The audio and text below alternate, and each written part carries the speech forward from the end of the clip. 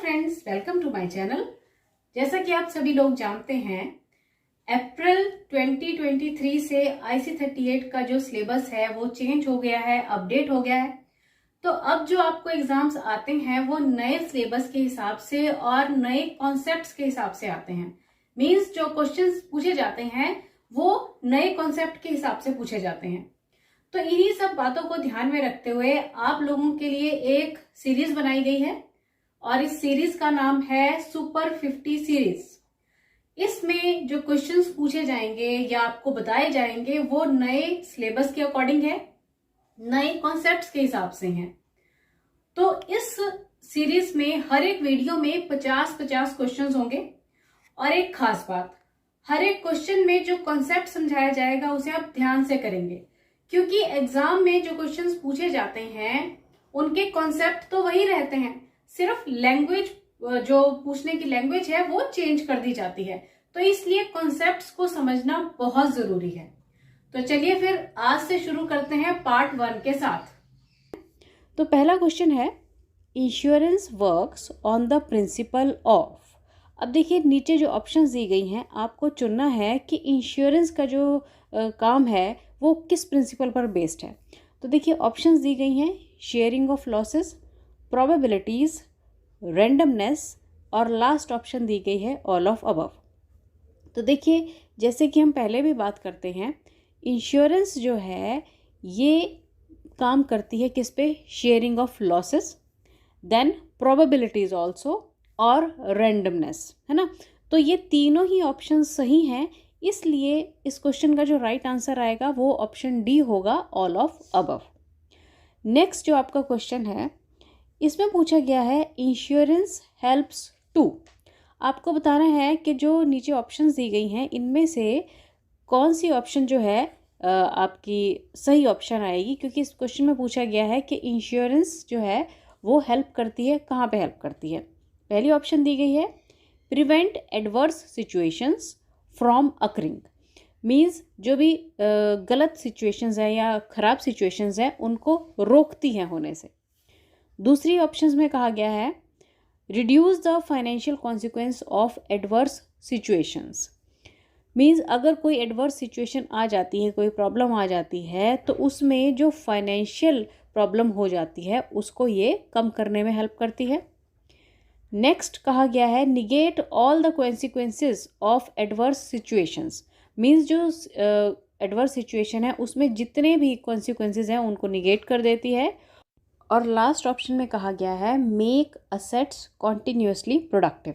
Means जो भी assets हैं उनको कॉन्टिन्यूसली ये प्रोडक्टिव बना देता है। तो देखिए जो ऑप्शन ए, सी और डी है ये तो टोटली गलत है, क्योंकि जो इंश्योरेंस है ये ना तो कोई प्रॉब्लम जो होने वाली है उसे रोकती है, ना उसके इफ़ेक्ट्स को कम करती है। बस ये है कि अगर कोई मुसीबत आ जाती है, कोई प्रॉब्लम आ जाती है, तो उसमें फाइनेंशियल हेल्प जो है इंश्योरेंस करती है। तो इसलिए इस क्वेश्चन का जो राइट आंसर है वो है ऑप्शन बी। अब हमारा नेक्स्ट क्वेश्चन है, द टर्म रिस्क इंक्लूड्स। आपको बताना है कि जो टर्म है जिसे हम कहते हैं रिस्क, हिंदी में जिसे हम कहते हैं खतरा, अब इसमें क्या इंक्लूड होगा। तो ऑप्शंस हैं, damage to machinery and property. देखिए जो भी आपकी मशीनरी है या प्रॉपर्टी है उसको डैमेज हो रहा है। इम्पैक्ट ऑन हेल्थ और life of a person. Means कोई भी व्यक्ति है उसका जो हेल्थ है या लाइफ पर कुछ इफेक्ट है। Leakage of toxic products into the atmosphere. Atmosphere में, वातावरण में जहरीले पदार्थ जो हैं वो लीक हो रहे हैं। और लास्ट ऑप्शन दी गई है ऑल ऑफ अबव। तो देखिए जो तीनों ऑप्शंस हैं ए, बी और सी, ये तीनों ही रिस्क की कैटेगरी को दर्शा रही हैं। तो इसलिए इस क्वेश्चन का जो राइट आंसर है वो है option D, all of above. अब हमारा नेक्स्ट क्वेश्चन है, the main purpose of life insurance is. आपको बताना है कि लाइफ इंश्योरेंस का मेन पर्पज़ क्या होगा। तो ऑप्शंस दी गई हैं, as an avenue for long term investment. अब इस ऑप्शन का मतलब है कि जब हम लॉन्ग टर्म इन्वेस्टमेंट करते हैं तो उसका जो हमें एक बेनिफिट सा मिल रहा है वो है लाइफ इंश्योरेंस का मेन पर्पस। नेक्स्ट ऑप्शन है as a medium for getting income tax benefit from the savings, means हमारी सेविंग्स से इनकम टैक्स बेनिफिट पाना। फिर है as a government programme for reducing the poverty, ये गवर्नमेंट का programme है जिससे कि गरीबी को कम किया जा सकता है। और लास्ट ऑप्शन दी गई है नन ऑफ अबव। तो देखिए जो इसमें ऑप्शंस दी गई हैं ए, बी और सी जो अभी हमने बात की, ये जो सभी ऑप्शंस हैं ये लाइफ इंश्योरेंस का मेन पर्पस नहीं होता है। तो इसलिए जो इसका सही आंसर है वो है option D, none of above. क्योंकि देखिए लाइफ इंश्योरेंस का जो मेन पर्पस है वो है कि अगर कोई भी व्यक्ति प्रोडक्टिव ना रहे, मीन्स उसकी प्रोडक्टिव कैपेबिलिटी पर अफेक्ट पड़ता है, चाहे वो उसकी डेथ से या फिर उसकी एक्सीडेंट से, मान लीजिए वो कैपेबल नहीं रहा है या फिज़िकली इनकैपेबल हो गया है, तो जो लाइफ इंश्योरेंस का मेन पर्पस है वो है कि जो हमें मुसीबत के वक्त, मीन्स जब हमारा समय ठीक नहीं है तो उससे जो हमें हेल्प मिलेगी वो मेन पर्पस होता है लाइफ इंश्योरेंस का। तो इसलिए इस क्वेश्चन में जो राइट आंसर है वो ऑप्शन डी है। क्योंकि जो ये तीनों ऑप्शन से ये वैसे तो ये पर्पस हैं लाइफ इंश्योरेंस के बेनिफिट्स में आ जाते हैं, पर जो मेन पर्पस है उसमें ये नहीं आते हैं। तो इसलिए इस क्वेश्चन का राइट आंसर है option D. Now next question is which of the following intermediaries do not require IRDAI's license और approval to operate in India. अब देखिए आपसे क्वेश्चन में पूछा गया है कि जो नीचे ऑप्शंस दी गई हैं उनमें से कौन सी ऐसी ऑप्शन है जिसे इंडिया में बिजनेस करने के लिए IRDAI का जो लाइसेंस है या अप्रूवल है उसकी आवश्यकता नहीं रहती है। तो ऑप्शंस दी गई हैं insurance broker, insurance agent, third party administrator जिसे हम TPA भी कहते हैं, और लास्ट ऑप्शन है ऑल ऑफ अबव। तो देखिए चाहे इंश्योरेंस ब्रोकर है या फिर इंश्योरेंस एजेंट है या फिर TPA है, अगर भारत देश में काम करना है तो इन्हें IRDAI के अप्रूवल की आवश्यकता होगी। तो इसलिए इस क्वेश्चन का राइट आंसर है option D. Now the next question is an actuary is expected to. अब देखिए इस क्वेश्चन में पूछा गया है कि जो एक एक्चुअरी होता है उससे क्या एक्सपेक्ट किया जाता है, क्या उसका काम होगा, जो ऑप्शन दी गई हैं उनके अकॉर्डिंग। तो देखिए एक्चुअली क्या है, ये एक ऑफिसर रहता है जो कि इंश्योरेंस कंपनी में काम करता है, और जो नीचे ऑप्शंस दी गई हैं आपको इन ऑप्शंस में से उसके सही काम जो वो करता है उसको चुनना है। तो ऑप्शंस हैं make an exact forecast of future liabilities of the policies. इसका मतलब है कि जो पॉलिसी है उसकी जो फ्यूचर लायबिलिटीज़ होंगी उनका एग्जैक्ट फोरकास्ट ये कर देता है। मीन्स जो पॉलिसी की भविष्य में होने वाली लायबिलिटीज़ हैं, जिम्मेदारियां हैं, उनका एग्जैक्ट फोरकास्ट जो है वो एक एक्चुअली जो है वो कर देता है। नेक्स्ट जो ऑप्शन है इसमें दिया गया है make a reasonable forecast of future liabilities of the policies. Means जो पॉलिसी से की जो भी फ्यूचर लायबिलिटीज़ हैं उनका एक रीजनेबल सा फोरकास्ट कर देता है। नेक्स्ट है find the probability of insured event to happen in the non life policies. अब इस ऑप्शन का मतलब है कि जो नॉन लाइफ पॉलिसीज़ रहती हैं उनमें ये जो भी इंश्योर्ड इवेंट है उसके होने की एक संभावना सी बता देता है। और लास्ट ऑप्शन है ऑल ऑफ अबव। तो देखिए इन ऑप्शंस के अकॉर्डिंग जो एक्चुअली है उससे एक्सपेक्ट किया जाता है कि वो पॉलिसी से रिलेटेड जो भी फ्यूचर लायबिलिटीज़ हैं उनका एक रीजनेबल सा फोरकास्ट कर दे। तो इसलिए इस क्वेश्चन का जो राइट आंसर है वो ऑप्शन बी है। वैसे जो एक्चुअली रहता है उसका मेन काम होता है कि जो नए नए पॉलिसीज़ आती हैं कंपनीज़ के द्वारा उनको डिज़ाइन करना और उनके प्रीमियम्स को कैलकुलेट करना। तो ये आपने ध्यान रखना है। पर इस क्वेश्चन का जो राइट आंसर है वो है ऑप्शन बी।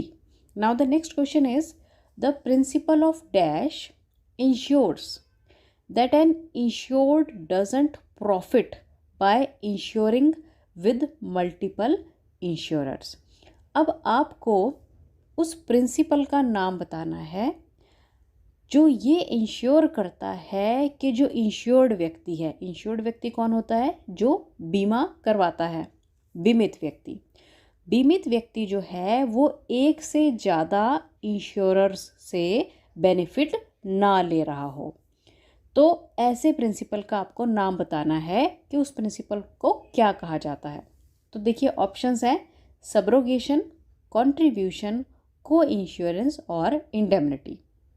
तो देखिए जो प्रिंसिपल ऑफ कंट्रीब्यूशन है वो ये इंश्योर करता है कि जो इंश्योर्ड व्यक्ति है वो एक ही इंश्योरर से बेनिफिट ले, एक से ज़्यादा इंश्योरर से सेम इवेंट का जो है या सेम जो प्रॉब्लम उसके साथ हुई है उसका जो प्रॉफिट है वो ना ले। तो ऐसे प्रिंसिपल को प्रिंसिपल ऑफ कंट्रीब्यूशन कहा जाता है। नेक्स्ट जो आपका क्वेश्चन है ये है principle of average applies when the value is dash in the proposal. अब इस क्वेश्चन में पूछा गया है कि जो प्रिंसिपल ऑफ एवरेज है वो अप्लाई होता है कब? जब जो वैल्यू है वो प्रपोजल में क्या होगा उससे रिलेटेड, है ना। तो अब इस क्वेश्चन में जो ऑप्शंस दी गई हैं वो है अंडरस्टेटेड, ओवरस्टेटेड, नॉट असर्टेनेबल और नेग्लिजिबल। अब देखिए जो प्रिंसिपल ऑफ एवरेज है उसके हिसाब से जो वैल्यू है प्रपोजल में वो क्या होगी? अंडरस्टेटेड होगी। तो आपको ये याद रखना है किसके हिसाब से है ये प्रिंसिपल ऑफ एवरेज के हिसाब से। तो इस क्वेश्चन का जो राइट आंसर है वो है option A. Now the next question is fidelity guarantee policies cover losses due to fraud by dash. अब देखिए ये पॉलिसीज़ रहती हैं जिन्हें फिडेलिटी गारंटी पॉलिसीज़ कहते हैं और ये पूछा गया इस क्वेश्चन में कि आपको बताना है कि ये किस प्रकार के लॉस को कवर करते हैं। मीन्स जो फ्रॉड वाले केसेस को कवर करते हैं, पर आपको ये बताना है कि जो फ्रॉड है वो किसके द्वारा किया गया है, तो वो जो लॉसेस हैं वो कवर होंगे फिडेलिटी गारंटी पॉलिसी में। तो ऑप्शंस हैं employees, customers, borrowers and suppliers. तो देखिए इसका जो राइट आंसर है वो है ऑप्शन ए एम्प्लॉयज़, क्योंकि जो फिडेलिटी गारंटी पॉलिसीज़ हैं ये अगर कोई एम्प्लॉय फ्रॉड कर देता है तो उन लॉसेस को कवर करती हैं ये पॉलिसीज़। तो इसलिए राइट आंसर है ऑप्शन ए। नेक्स्ट क्वेश्चन में पूछा गया है CTL as used in insurance. Basically इस क्वेश्चन में पूछा गया है कि CTL जो है उसकी आपको फुल फॉर्म बतानी है, एक्सपेंड करना है इस टर्म को। तो ऑप्शंस हैं contributory total loss, constructive total loss, construction totally lost और कॉन्ट्रैक्टर्स टोटल लॉस। तो देखिए CTL की फुल फॉर्म होती है कंस्ट्रक्टिव टोटल लॉस। तो option B is the right answer. Next है GA as used in the insurance. अब देखिए इसमें पूछा गया है कि आपको GA की फुल फॉर्म बतानी है जो कि इंश्योरेंस में वर्ड यूज़ होता है। तो देखिए GA की जो फुल फॉर्म है वो होती है जनरल एवरेज। तो ढूंढिए राइट ऑप्शन है, बिल्कुल सही, option B is the right answer. Now the next question is which of the following term matches closest with family floater. देखिए जो फैमिली फ्लोटर रहती है, फैमिली फ्लोटर पॉलिसी जिसे हम कहते हैं, तो इस क्वेश्चन में पूछा गया है कि नीचे जो इंश्योरेंस के नाम दिए गए हैं, ऑप्शन दी गई हैं, उनमें से फैमिली फ्लोटर जो वर्ड है वो कौन सी इंश्योरेंस है जिसके साथ क्लोजली मैच करता है। तो ऑप्शंस हैं health insurance, property insurance, accidental injury और कॉन्सिक्वेंशियल लॉस। तो देखिए जो फैमिली फ्लोटर है इन चारों ऑप्शंस में से ये हेल्थ इंश्योरेंस के साथ मैच करता है। तो इसलिए इस क्वेश्चन का जो राइट आंसर है वो है option A. Now the next question is in cases where a life insurance agent collects the premium from policyholder and remits it to insurer's office. He is acting as an agent of dash. अब देखिए इस question में पूछा गया है कि आपको बताना है कि एक प्रोसेस है जिसमें एक लाइफ इंश्योरेंस एजेंट जो है वो पॉलिसी होल्डर से प्रीमियम कलेक्ट करता है और फिर इंश्योरर्स ऑफिस में, मीन्स इंश्योरेंस कंपनी का जो ऑफिस रहता है वहाँ पे इसे जमा करवा देता है। और यहाँ पर ये जो एजेंट है ये किसके एजेंट के रूप में काम कर रहा है? ऑप्शंस हैं IRDAI, insurance company, policy holder the broker और जनरल पब्लिक। तो देखिए, जब कोई भी लाइफ इंश्योरेंस एजेंट काम कर रहा है इस प्रकार से, तो वो इंश्योरेंस कंपनी के लिए काम करता है। अब यही क्वेश्चन आपसे घुमा के या चेंज करके वर्डिंग भी पूछा जा सकता है कि जो इंश्योरेंस एजेंट है वो किसे रिप्रेजेंट करता है। तो देखिए, जो इंश्योरेंस एजेंट है वो इंश्योरेंस कंपनी, जिस इंश्योरेंस कंपनी का उसके पास लाइसेंस है उसे रिप्रेजेंट करता है। तो इस क्वेश्चन का जो राइट आंसर है वो है option B. Now the next question is a policy where the policy holder makes one time payment of premium is known as a dash. अब देखिए, इस क्वेश्चन में पूछा गया है कि एक पॉलिसी है जिसमें जो पॉलिसी होल्डर है वो एक ही बार प्रीमियम पे करता है, तो ऐसी पॉलिसी को क्या कहा जाता है? ऑप्शंस हैं money back policy, single premium policy, salary saving scheme policy, half yearly policy. तो देखिए, जहाँ पर एक ही बार प्रीमियम दिया जा रहा है तो ऑब्वियस सी बात है वो कौन सी पॉलिसी होगी? सिंगल प्रीमियम पॉलिसी उसे कहा जाता है। Option B is the right answer. Now the next question is state which of the statement given below is correct. अब देखिए, नीचे 4 ऑप्शंस दी गई हैं और आपको उन चारों ऑप्शंस में से पढ़ना है कि जो कौन सी स्टेटमेंट है जो कि सही होगी। तो ऑप्शंस में सबसे पहले है an organisation can exist only with employees. अब इस ऑप्शन का मतलब है कि कोई भी ऑर्गेनाइजेशन जो है वो तभी एग्जिस्ट कर सकती है जब उसके एम्प्लॉयज़ होंगे, या फिर हम ऐसा भी समझ सकते हैं कि ऑर्गेनाइजेशन जो है वो एम्प्लॉयज़ से ही एग्जिस्ट करती है। नेक्स्ट ऑप्शन है organisation can exist only with different sections, कि भी जो आपकी ऑर्गेनाइजेशन है वो अलग अलग सेक्शंस की वजह से एग्जिस्ट करती है।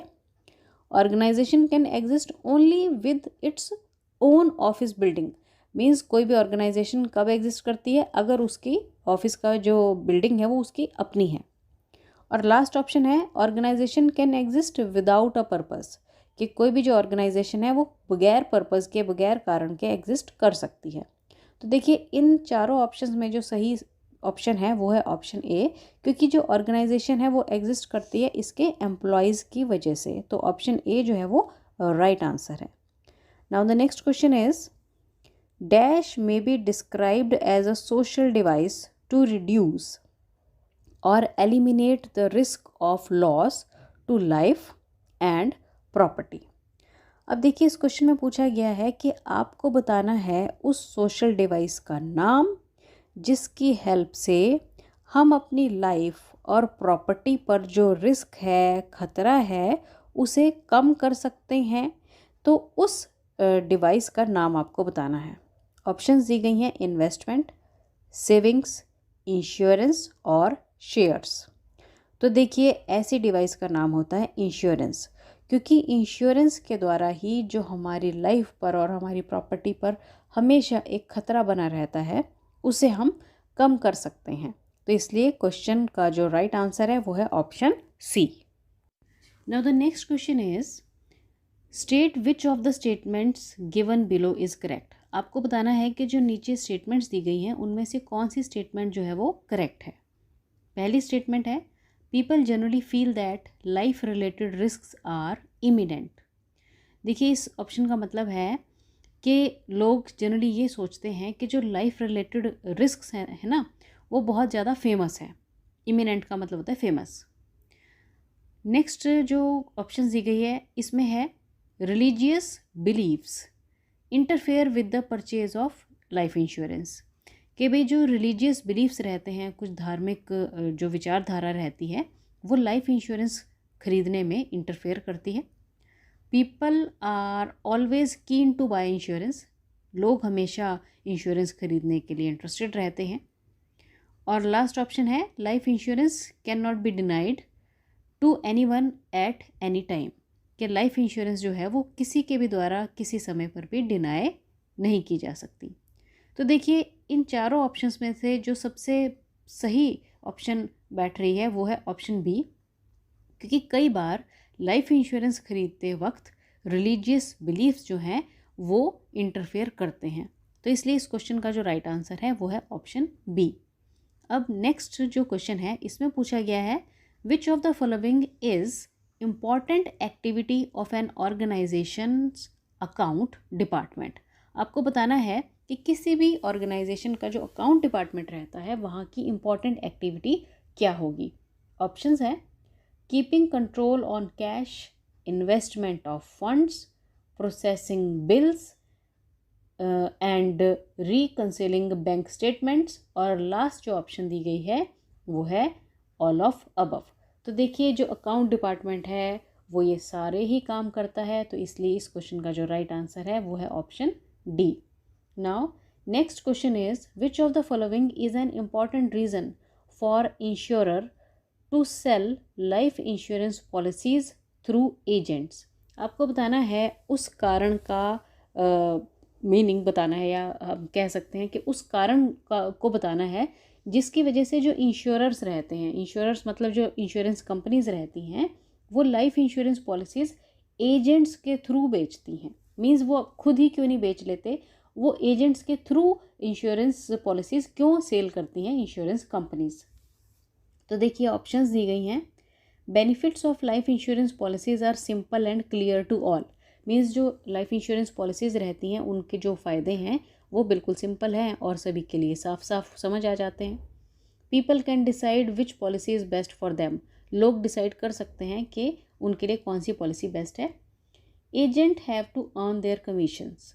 एजेंट को अपना कमीशन कमाना होता है।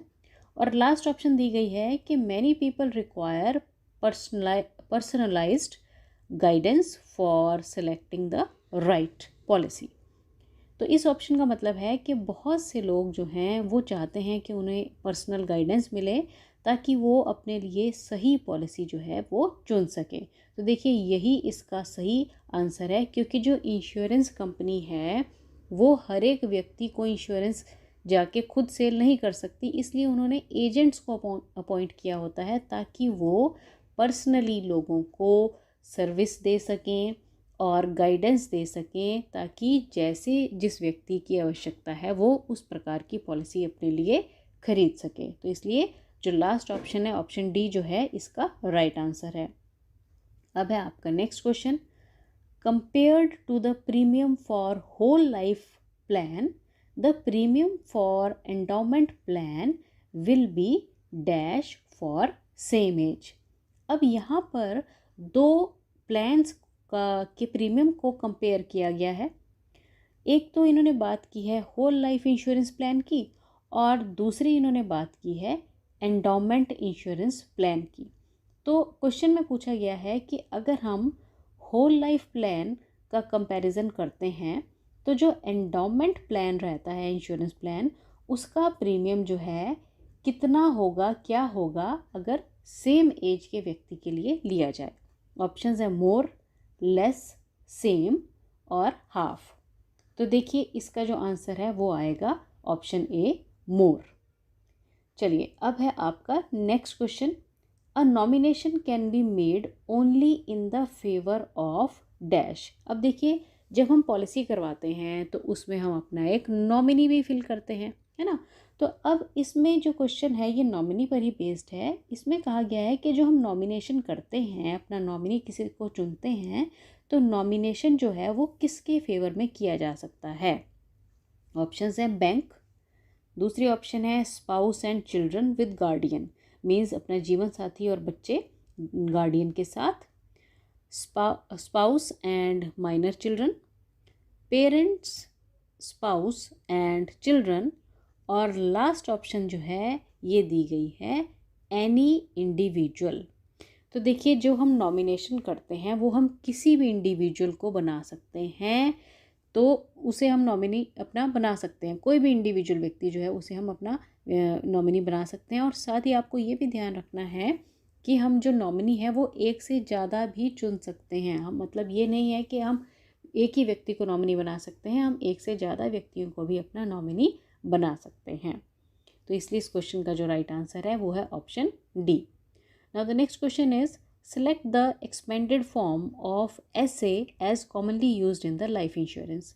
आपको करना क्या है, जो टर्म एसे रहती है लाइफ इंश्योरेंस में उसको एक्सपेंड करना है। मीन्स लाइफ इंश्योरेंस में हम एक कॉमनली टर्म यूज़ करते हैं SA, उसकी आपको फुल फॉर्म बतानी है। तो देखिए SA की जो फुल फॉर्म रहती है वो होती है सम अश्योर्ड, जिसे हम बीमा धन भी कहते हैं हिंदी में।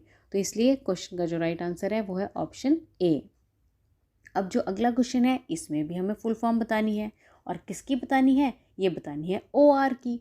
तो जो OR वर्ड रहता है लाइफ इंश्योरेंस में यूज़ होता है, इसकी फुल फॉर्म होती है ऑर्डिनरी रेट्स। तो इसलिए ऑप्शन जो C है ये इसका राइट आंसर आ जाएगा। अब नेक्स्ट भी इसी तरह का क्वेश्चन है, इसमें हमें फुल फॉर्म बतानी है SV की। तो SV जो शब्द है लाइफ इंश्योरेंस में यूज़ होता है, इसकी फुल फॉर्म होती है सरेंडर वैल्यू। तो इसलिए इसका भी जो राइट आंसर है वो है ऑप्शन C। अब है हमारा next question, which of the following terms matches closest with the automatic teller machine.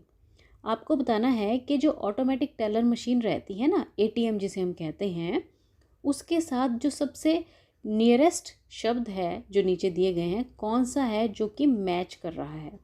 तो ऑप्शंस हैं divisional office, branch office, agent और इंफॉर्मेशन कियोस्क।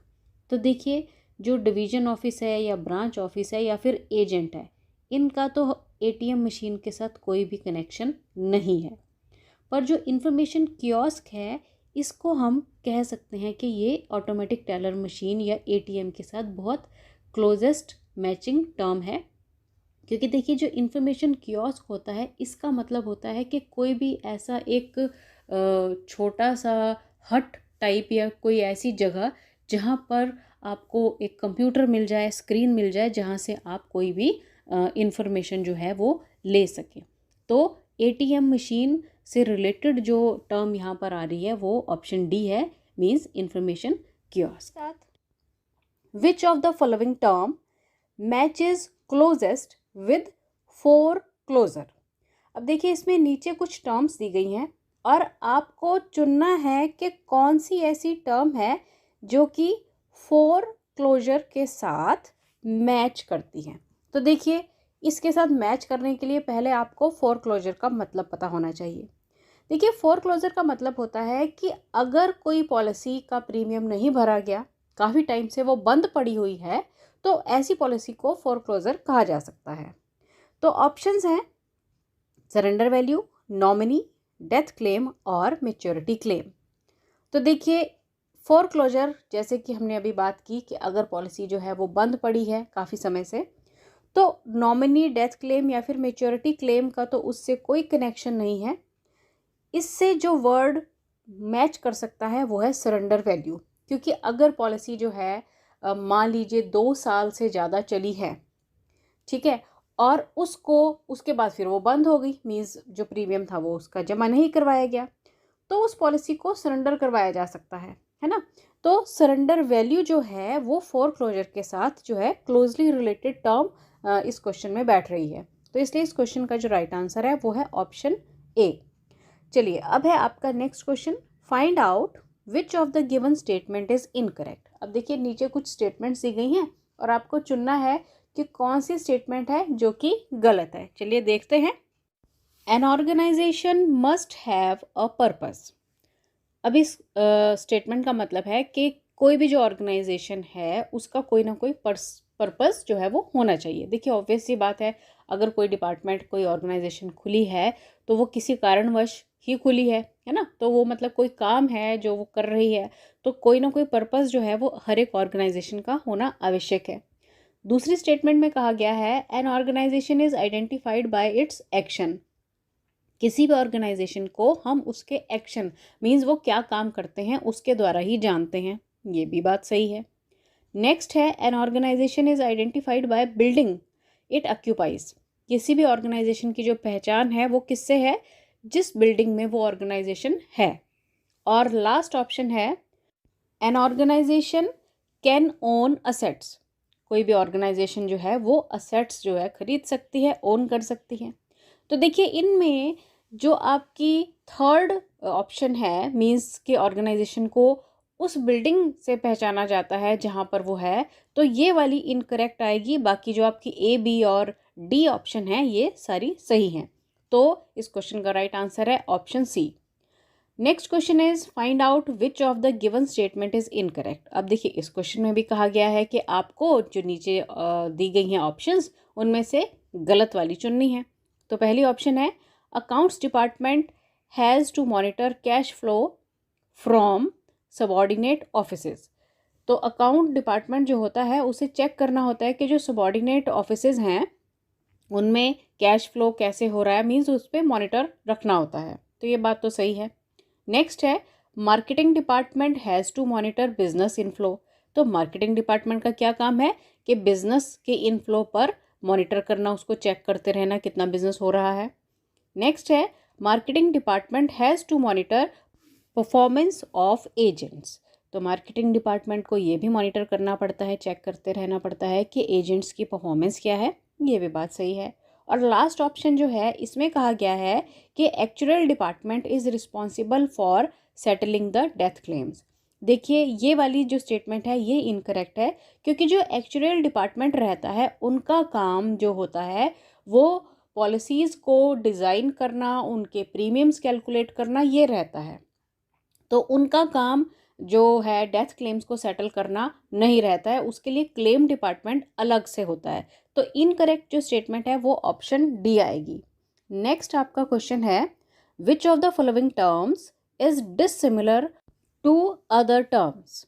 और टर्म्स दी गई हैं whole life insurance policy, money back insurance policy, term insurance और unit linked insurance policy.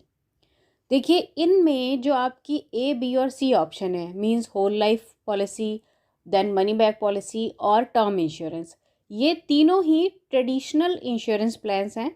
पर जो आपकी ऑप्शन डी है जिसमें दिया गया है यूलिप, या जिसे हम फुल फॉर्म में कहते हैं यूनिट लिंक्ड इंश्योरेंस प्लान भी कह देते हैं, पॉलिसी भी कह देते हैं, ये नॉन ट्रेडिशनल इंश्योरेंस प्लान की कैटेगरी में आता है।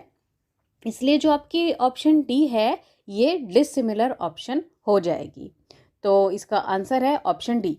Now the next question is which of the following terms is dissimilar to the other terms in context to the death claims in life insurance. अब देखिए इस क्वेश्चन में पूछा गया है कि अगर हम डेथ क्लेम लाइफ इंश्योरेंस में बात करें, डेथ क्लेम से रिलेटेड, तो कौन सी टर्म है जो कि डिफरेंट हो जाएगी बाकी टर्म्स के कंपैरेटिवली। ऑप्शंस हैं early claim, non early claim, foreclosure and deeds of the assignment. अब देखिए इस क्वेश्चन में जो डिसिमिलर टर्म है वो है फोरक्लोजर, क्योंकि हम अभी पीछे क्वेश्चन में पढ़ के आए हैं फोरक्लोजर का मतलब होता है कि अगर जो कोई भी पॉलिसी है, बंद पड़ी हुई पॉलिसी को फोरक्लोजर कहा जाता है। तो यहाँ पर जो ऑप्शंस दी गई हैं, देखिए early claim, early death claim भी जिसे कहा जाता है, इसका मतलब होता है कि अगर पॉलिसी करवाने के 3 साल से पहले पहले किसी व्यक्ति की मृत्यु हो जाती है तो उसके जो क्लेम को अर्ली डेथ क्लेम कहा जाता है। और नॉन अर्ली का मतलब होता है कि अगर 3 साल के बाद, पॉलिसी करवाने के 3 साल के बाद पॉलिसी होल्डर की मृत्यु होती है तो वो जो क्लेम है वो नॉन अर्ली क्लेम्स में चले जाते हैं। जबकि जो डीड्स ऑफ असाइनमेंट है इसका मतलब होता है कि जो पॉलिसी है वो किसे असाइन की गई है उसकी जानकारी, है ना। तो जो फोरक्लोजर टर्म है इसका डेथ क्लेम से कोई भी कनेक्शन नहीं है, तो इसलिए इस क्वेश्चन का राइट आंसर है option C. Now the next question is as per structured formula under the motor vehicle act victims of fatal injuries are paid compensation on the basis of. अब देखिए इस क्वेश्चन में पूछा गया है कि जो मोटर व्हीकल एक्ट है उसके हिसाब से अगर कोई भी एक्सीडेंट हो जाता है उसमें जो विक्टिम है जिसे चोट लगी है उसको जो इंजरीज़ हैं, मतलब जो उसे चोटें वगैरह लगी हैं, उसे जो कंपनसेशन दिया जाएगा वो किसके हिसाब से दिया जाएगा। तो देखिए ऑप्शंस हैं age and sex, age and number of dependents, income and size of family, और लास्ट ऑप्शन दी गई है एज एंड इनकम। तो देखिए इसका जो सही आंसर है वो ऑप्शन डी है, क्योंकि एज और सेक्स इसके हिसाब से तो कंसीडर नहीं होगा कि भाई क्या आयु है और कौन से जेंडर के हैं वो, मीन्स मेल है या फीमेल है। नेक्स्ट ऑप्शन में कहा गया है age and number of dependents, means उस व्यक्ति की एज क्या है और उस पर कितने व्यक्ति जो हैं वो डिपेंडेंट हैं। और तीसरी ऑप्शन में कहा गया है कि income and size of family, अब ये भी रिलेट नहीं करेगा। पर देखिए जो लास्ट ऑप्शन है एज एंड इनकम, ये कंसीडर किया जाता है मोटर व्हीकल एक्ट का जो फॉर्मूला है उसके हिसाब से कंपनसेशन के लिए, कि भाई उस व्यक्ति की एज क्या है और वो कितना पैसा कमा रहा है, इसके अकॉर्डिंग चेक किया जाता है और कंपनसेशन जो है वो दिया जाता है। तो इसलिए इस क्वेश्चन का जो राइट आंसर है वो ऑप्शन डी होगा। Now the next question is, as per insurance act every insurer has to pay at the end of financial year. अब इस क्वेश्चन में कहा गया है कि इंश्योरेंस एक्ट, देखिए इंश्योरेंस एक्ट जो हमारा है 1938, उसके हिसाब से हर एक इंश्योरर, इंश्योरर का मतलब होता है इंश्योरेंस कंपनी, तो हर एक इंश्योरर या फिर इंश्योरेंस कंपनी को फाइनेंशियल ईयर के एंड में क्या प्रिपेयर करना होता है। तो ऑप्शंस दी गई हैं, balance sheet, profit and loss account, revenue account for each class of business, and last option दी गई है ऑल ऑफ अबव। तो देखिए हर एक इंश्योरेंस कंपनी को फाइनेंशियल ईयर के एंड में बैलेंस शीट भी प्रिपेयर करनी होती है, प्रॉफिट एंड लॉस अकाउंट को भी मेंटेन करके रखना होता है, रेवेन्यू अकाउंट हर एक इंश्योरेंस बिजनेस के लिए भी बना के रखना पड़ता है। तो इसलिए इस क्वेश्चन का राइट आंसर आएगा option D, means all of above. Now the next question is, the third party administrators role mainly involves. देखिए थर्ड पार्टी एडमिनिस्ट्रेटर जिसे हम टीपीए भी कहते हैं, उसका रोल पूछा गया है। ऑप्शंस चेक करते हैं। Canvassing the business for the insurer, means insurer के लिए एक बिजनेस का कैनवस तैयार करना, पूरा खाका तैयार करना। Issuing the documents on the behalf of insurer, insurer के बिहाफ पे डॉक्यूमेंट्स को इशू करना। अरेंजिंग फॉर री इंश्योरेंस, री इंश्योरेंस को अरेंज करवाना। देखिए री इंश्योरेंस का मतलब क्या होता है, जब इंश्योरेंस के ऊपर इंश्योरेंस करवाई जाती है, या फिर एग्जांपल के तौर पे समझ लीजिए जब इंश्योरेंस कंपनी अपनी इंश्योरेंस करवाती है ना, तो उसे री इंश्योरेंस कहा जाता है। और आपको ये भी याद रखना है कि इंडिया में सिर्फ एक ही री इंश्योरेंस है जो है जीआईसी, ठीक है, जिसकी फुल फॉर्म होती है general insurance corporation of India. वही इंडिया का एक इकलौता री इंश्योरर है या फिर री इंश्योरेंस कंपनी है। और लास्ट ऑप्शन दी गई है, checking and paying the insurance claim, means जो इंश्योरेंस के क्लेम्स आए हुए हैं उन्हें चेक करना और पे करना। तो देखिए जो थर्ड पार्टी एडमिनिस्ट्रेटर है ना, उसका काम होता है ऑप्शन डी, मीन्स जो इंश्योरेंस के क्लेम आए हुए हैं उनको चेक करना और पे करवाना। बाकी सारे काम टीपीए के नहीं होते हैं। तो इसलिए इस क्वेश्चन का राइट आंसर आएगा option D. Now the next question is, time policies relate to. अब देखिए टाइम पॉलिसीज होती हैं एक प्रकार की। अब इन्होंने ऑप्शंस दिए हैं और आपको चेक करना है कि टाइम पॉलिसी जो है ना वो किससे रिलेट करती है। ऑप्शंस हैं, फायर इंश्योरेंस, हल insurance, personal accidental insurance, workman compensation insurance. तो देखिए ये जो टाइम पॉलिसी है ना, ये हल इंश्योरेंस से रिलेट करती है। तो इसलिए इस क्वेश्चन का राइट आंसर आएगा ऑप्शन बी। तो देखिए ये बच्चों जो टाइम पॉलिसी होती है ना, ये एक प्रकार की मराइन इंश्योरेंस से रिलेटेड पॉलिसी होती है। अब इसमें जो हमने हल इंश्योरेंस वर्ड किया, हल का मतलब हिंदी में होता है पतवार। तो जो मराइन इंश्योरेंस होती है ना, पानी वाले जहाज, उनकी इंश्योरेंस वगैरह, ये क्वेश्चन उससे रिलेट कर रहा है। तो आपने याद रखना है टाइम पॉलिसी जो है वो किससे रिलेट करेगी, हल इंश्योरेंस से। चलिए अब नेक्स्ट जो आपका क्वेश्चन है, which clause specifies the perils insured in scheduled form of the policy. देखिए नीचे ना कुछ क्लॉजेस दी गई हैं और आपको चुनना है कि वो कौन सी क्लॉज है जो कि एक पॉलिसी में पेरिल्स, पेरिल्स क्या होता है, पेरिल होता है जोखिम, जोखिम होता है जो कि रिस्क को बढ़ा देता है। मीन्स वैसे रिलेटेड टर्म ही है, मीन्स पेरिल है जो कि क्या करेगा, अगर कोई रिस्क है ना उसको इंक्रीज कर देगा, उसे पेरिल कहा जाता है। तो अब इन्होंने क्वेश्चन में यही पूछा है कि आपको वो क्लॉज चुननी है जो कि पेरिल से रिलेट कर रही है या पेरिल को स्पेसिफाई कर रही है किसी भी एक पॉलिसी में। तो ऑप्शंस हैं, permeable clause, recital clause, operative clause और कंसीडरेशन क्लॉज। अब देखिए जो पेरिल से रिलेटेड टर्म आ रही है यहाँ पे या क्लॉज आ रही है वो है आपकी ऑपरेटिव क्लॉज।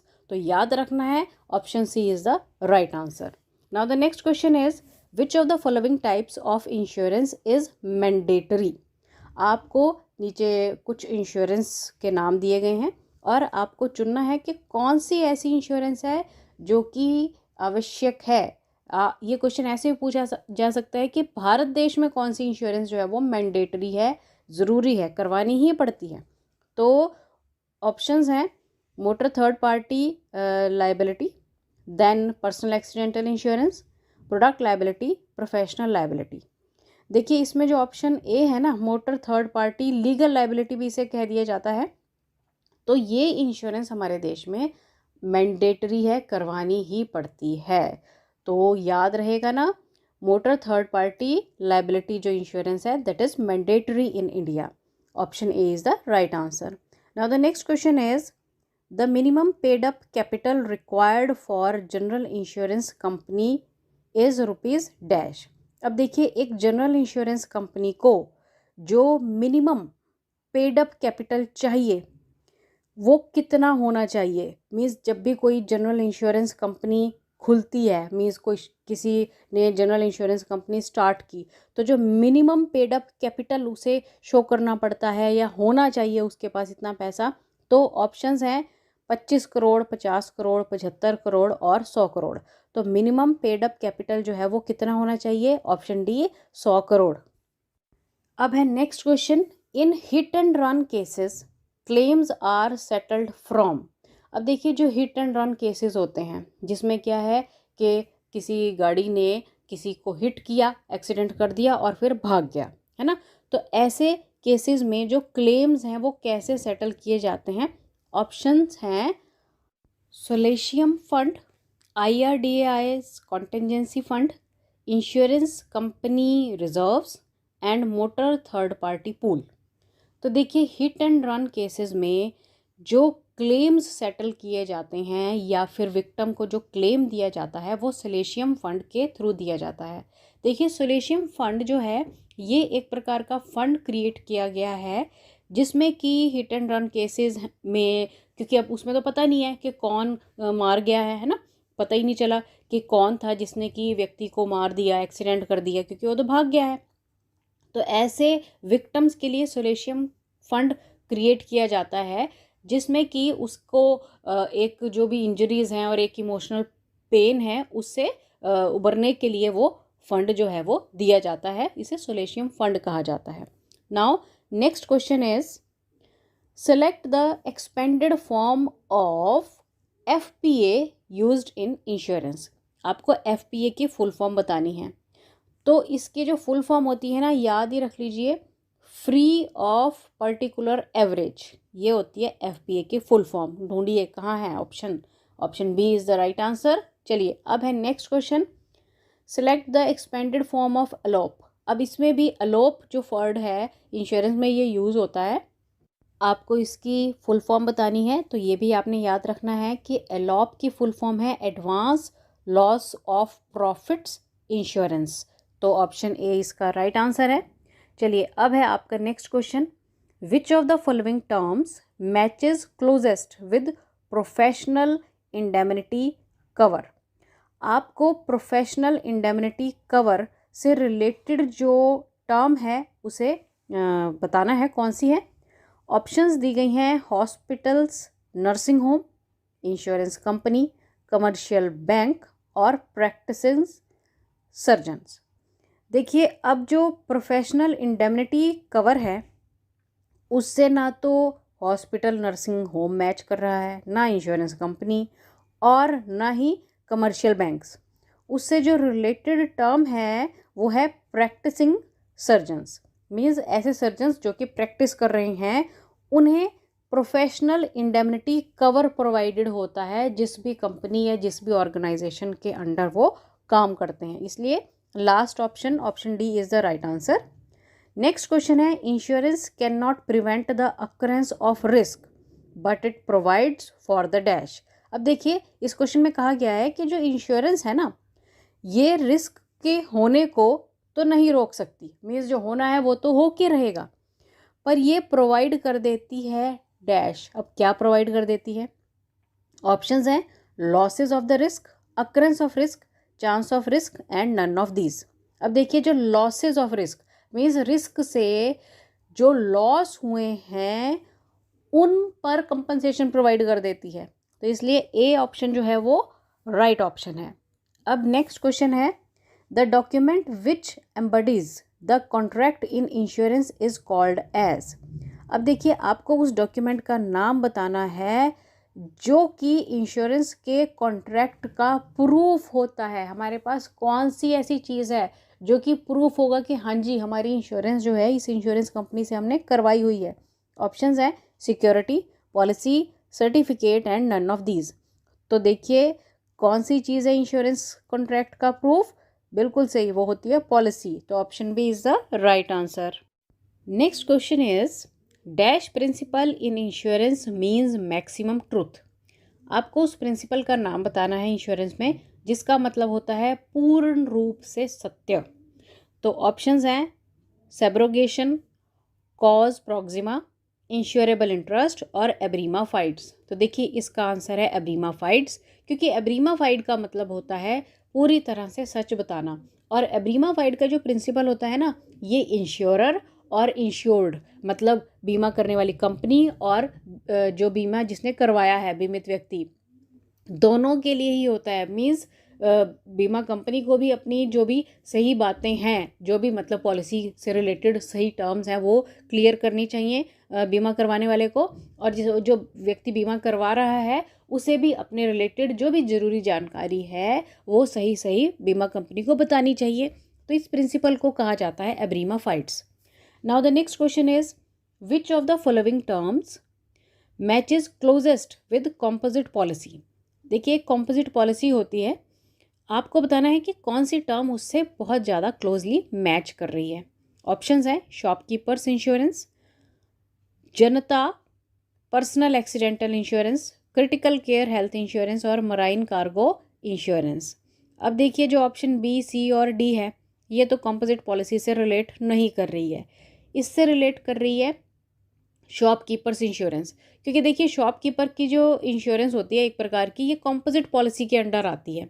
इसमें जो भी शॉपकीपर से रिलेटेड चीज़ें होती हैं, बहुत सारी चीज़ें उसमें कंसीडर की जाती हैं कि क्या क्या उस पॉलिसी में इंक्लूड करवाया जाएगा, तो इसलिए उसे कॉम्पोजिट पॉलिसी कहा जाता है। Option A is the right answer.